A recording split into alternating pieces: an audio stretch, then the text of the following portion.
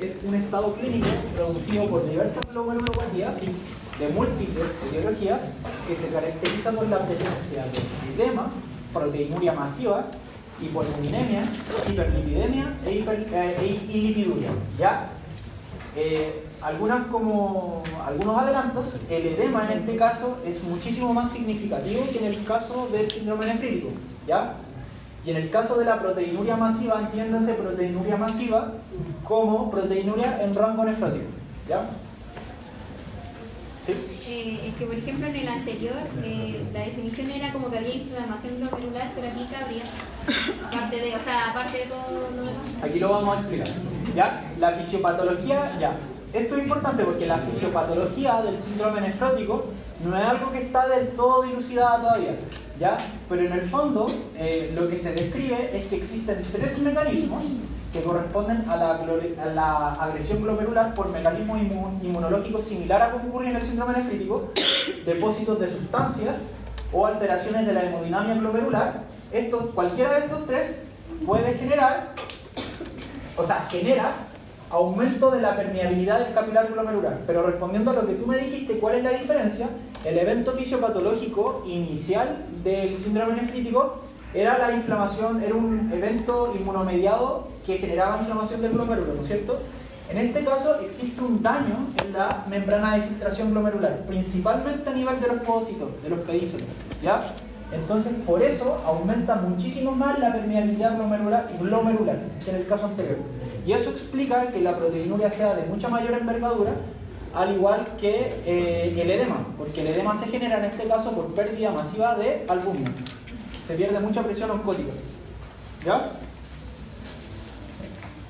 Bueno, entonces, consecuencias del aumento de... Dime. Como en relación a la como casi primera diapo, aquí sí sería como mayor a 3,5 gramos por día. Claro, en este caso, el síndrome nefrótico se caracteriza por presentar una proteinuria en rango nefrótico, que es mayor a 3,5 gramos al día.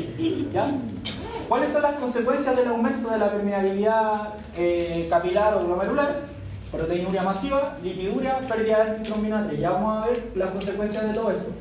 Consecuencias de la proteinuria masiva, se genera hipoalbuminemia, porque se pierde albúmina en enormes cantidades con la orina. Y esto va a generar disminución de la presión oncótica, que explica esto, el edema. Edema masivo, mayor que en el caso del síndrome nefrítico. Consecuencias de la disminución de la presión oncótica, aumento de la síntesis de proteínas C y S. Ya vamos a ver cuáles son las consecuencias de todo esto. Aumento en la síntesis del fibrinógeno, aumento en la síntesis de lipoproteína. Esto explica la hiperlipidemia y esto también genera un estado de hipercoagulabilidad, que es una de las consecuencias del síndrome nefrótico que se van a ver un poco más adelante. ¿Ya? La proteinuria masiva es como el sello clínico de este síndrome. Así como en el caso anterior habíamos dicho que era la hematuria glomerular, en este caso la proteinuria masiva, que se define, o proteinuria masiva o proteinuria en rango nefrótico, que se define como una pérdida de proteínas por la orina mayor a 3,5 gramos al día, o 50 miligramos por kilogramo en niños. ¿Ya? Y aquí está lo que yo les decía, que íbamos a profundizar un poco. ¿Cómo podemos cuantificar la proteinuria? De dos formas. Recolección de orina de 24 horas, ¿ya?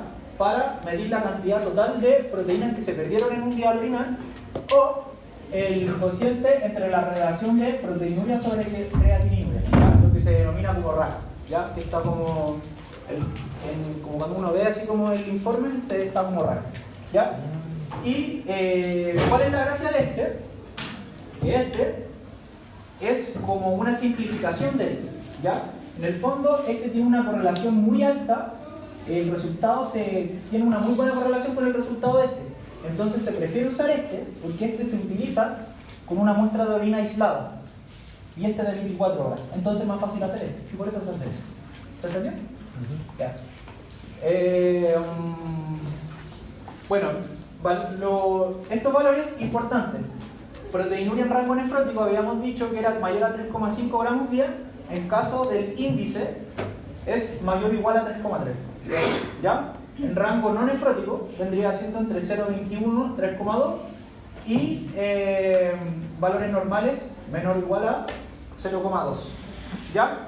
¿Cómo se puede manifestar clínicamente esta proteinuria masiva? como orinas espumosas, ¿ya? Es importante mencionar que no toda orina espumosa es a causa de una proteinuria masiva, ¿ya? Pero sí puede ser sugerente. ¿Ya? El edema, como yo les mencioné, es de muchísima mayor envergadura que en el caso anterior, ¿ya? Este edema también es matutino y se presenta principalmente en la zona de baja resistencia tisular, como la región periorbitaria, la región facial y la región genital.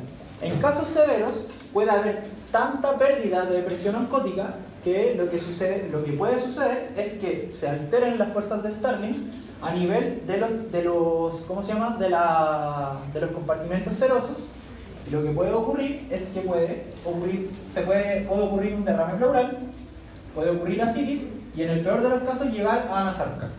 La anasarca es como un edema masivo generalizado de todo el cuerpo, ¿ya? Además del edema, ¿de qué otra, asociado al edema, qué otra manifestación clínica podemos tener? Disnea de esfuerzo, explicado por esto, por un síndrome de ocupación pleural, fatiga por lo mismo y aumento de peso por mayor retención de líquido en un tercer espacio, que se denomina retención de líquido en tercer espacio cuando el líquido se acumula en el intersticio, que es el edema. Eso es el edema. ¿Ya? En algunos pacientes puede que no haya derrame pleural, solo ascitis, y aún así va a tener disneas de esfuerzo, fatiga y el aumento de peso, porque ahí pasaría un término que se llama como ascitis de tensión, que genera lo mismo. Y el aumento de peso y en pacientes que están hospitalizados, porque todo esto se tiene que hospitalizar, tienen medición de peso diario, ¿ya? Tienen que ir midiendo el peso diariamente.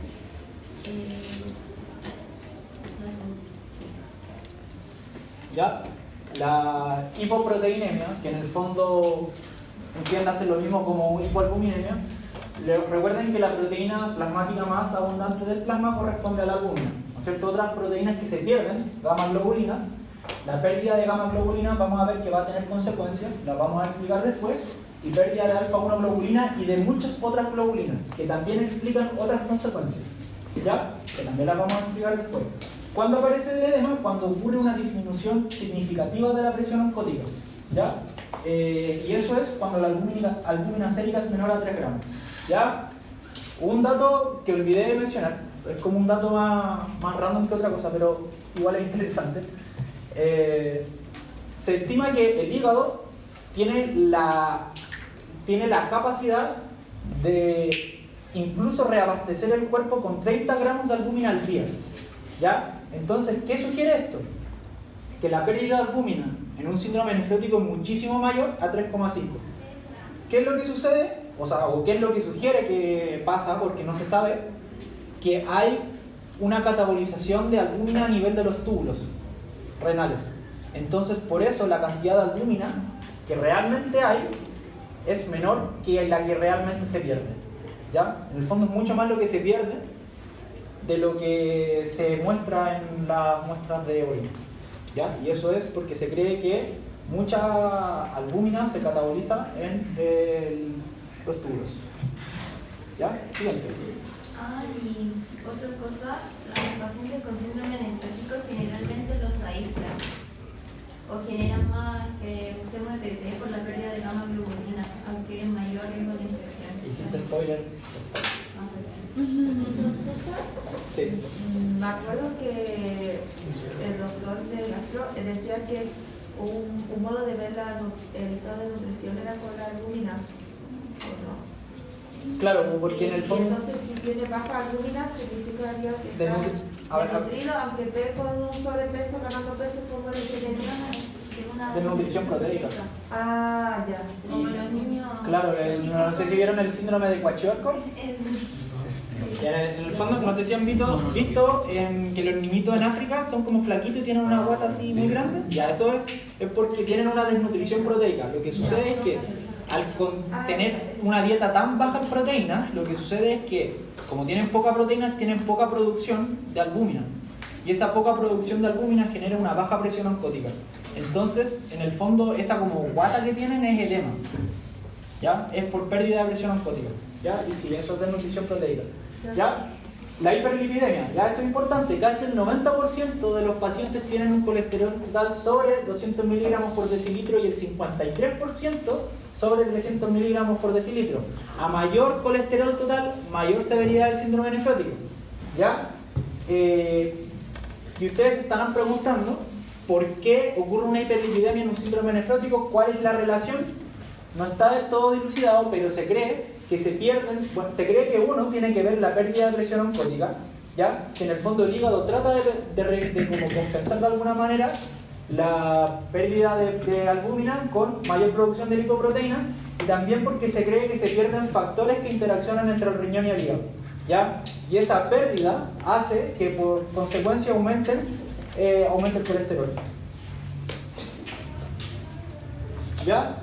La lipiduria, en el fondo, ¿por qué ocurre lipiduria? Bueno, la lipiduria es la pérdida de lípidos por la orina, ¿ya? En el fondo este es un signo que demuestra que hay un daño pero importantísimo a nivel de la barrera de filtración glomerular, ¿ya? Y justamente esto genera que se pierdan lípidos por la orina y se puede evidenciar en el sedimento urinario como gotas de grasa, cilindros grasos y cuerpos ovales grasos, ¿ya? Y aquí están las complicaciones. Todo esto que mencionamos, todas estas consecuencias de este aumento masivo de la permeabilidad capilar glomerular va a tener como consecuencia, uno, lo que ya adelantamos, que es la desnutrición proteica, ¿ya? Por depresión masiva de albúmina, se genera un estado de hipercoagulabilidad. Ya esto es un poco extraño, pero en el fondo aumentan ciertos factores procoagulantes y aumentan otros factores anticoagulantes, ¿ya? En el fondo las proteínas C y S, recuerden que eran anticoagulantes naturales. Estas aumentan el fibrinógeno, que interactúa entre las plaquetas para hacer el puente, también aumenta. Se pierde antitrombina 3, ¿ya? Que también es un anticoagulante. Aumenta la alfa-2 antiplasmina, ¿ya? Que es un procoagulante. Aumenta el factor 5, el factor 8, aumenta la cantidad de plaquetas y aumenta la reactividad plaquetaria. En el fondo, la suma de esto, hay mayor factores procoagulantes que anticoagulantes. Entonces, por eso se genera un estado de hipercoagulabilidad, ¿ya? ¿Por qué se genera eso? Si no se están perdiendo proteínas y no hay. Porque es una forma de compensación del hígado. Recuerda lo que lo mencioné recién, que no está dilucidado del todo fisiopatológicamente por qué ocurre, pero se cree que se pierden factores que interaccionan entre el riñón y el hígado, y lo otro que se cree es que por la pérdida de presión oncótica, el hígado de alguna manera, todas estas son proteínas que produce el hígado. Entonces de alguna manera trata de compensar la presión oncótica. Se pierde albúmina y de esa manera aumenta estas proteínas para tratar de darle un poco más de aumentar la presión coloidosmótica a nivel de la sangre, pero la consecuencia de eso es que se genera un estado de hipercoagulabilidad. Dime. Las proteínas C y S eran anticoagulantes. Anticoagulantes, igual que la antitrombina 3. Y el resto son procoagulantes. ¿Ya? Trastornos de la inmunidad, lo que explicaba la Javi recién. Por la pérdida de gamma globulinas, los pacientes son más susceptibles a infecciones virales y a infecciones neumocócicas, ¿ya? Déficit de la vitamina D. ¿Por qué ocurre? Recuerden que se pierden proteínas, principalmente se pierde albúmina, pero también se pierden globulinas. Y recuerden que las globulinas, algunas globulinas transportan ciertas proteínas. Por ejemplo, la que transporta el 25H colecalciferol y la que transporta la tiroxina. Que son globulinas, ¿ya? Entonces en el fondo, si la tiroxina y la vitamina D se transportan mediante globulinas por la sangre, al perderse estas globulinas también se pierden tiroxina y se pierde vitamina D. Entonces hay un déficit de vitamina D y se genera un cuadro de hipotiroidismo, ¿ya? Y aceleración del daño renal. ¿Por qué? Porque esto es importante, esto es súper importante. Las proteínas son tóxicas para el riñón, ¿ya? El riñón no está preparado para que por sus túbulos pasen proteínas. Entonces las proteínas por sí van a acelerar el daño renal, pudiendo terminar en una enfermedad renal crónica o en una insuficiencia renal aguda o crónica. Etiologías, tenemos trastornos glomerulares y trastornos primarios glomerulares, es decir, cosas que ocurren per se en el riñón que van a explicar el síndrome nefrótico, y otros trastornos secundarios que pueden generar un síndrome nefrótico. ¿Ya? En el fondo, ¿qué quiero destacar acá? La nefropatía membranosa. ¿Por qué quiero destacar la nefropatía membranosa? Porque corresponde a la causa primaria más frecuente. ¿Ya? La nefropatía membranosa, antes llamada nefropatía algo idiopática, ¿ya? Porque no se había evidenciado la presencia de unos autoanticuerpos que generaban la enfermedad, ¿ya? Trastornos secundarios glomerulares, ¿qué me interesa que recuerden? Diabetes tipo 2. Como les había dicho en la clase de recién, la diabetes tipo 2 es la principal causa de proteinuria en rango nefrótico, ¿ya? Y si ven, hay algunas etiologías que se repiten en el caso anterior, ¿ya? Eso es porque, dependiendo del mecanismo de daño o del sector en el que se dañe específicamente, puede generar un síndrome nefrítico o un síndrome nefrótico. ¿Sí? ¿Por qué quise hacer la diferencia de diabetes? ¿Por qué la uno no lo puede? La verdad es que la diabetes tipo 1 también lo genera, pero yo creo que decía la tipo 2 porque era la más frecuente, ¿ya? Pero en el fondo sí, la tipo 1 también lo genera, ¿ya? Siguiente. ¿Sí? El tema es que un síndrome nefrítico que ya con inflamación y todo eso, puede llegar a causar un síndrome nefrótico, así como a largo plazo, de que después de mucha inflamación llega ya a fallar todo lo que sea, la manera de filtración y empiecen a usar proteínas. Claro, o sea, podría suceder, pero en el fondo no quiero que, así como mensaje para el curso, el síndrome nefrótico no es una continuación del síndrome nefrítico, ¿ya? No es como algo de mayor, son síndromes distintos, pero que tienen cosas en particular. Ya no es como una continuación. No es que este sea como una evolución del otro. Ya, no es como que sea peor. Sí. Spoiler, esto es cuando uno lo lee de libros, lo bonito, pero en realidad igual se pueden superponer. Ya, entonces tendríamos un síndrome nefrítico puro, un síndrome nefrítico con síntomas de síndrome nefrítico. Ya, pero eso ya es para nuestro. O sea, aquí como que se ve la semiología clásica.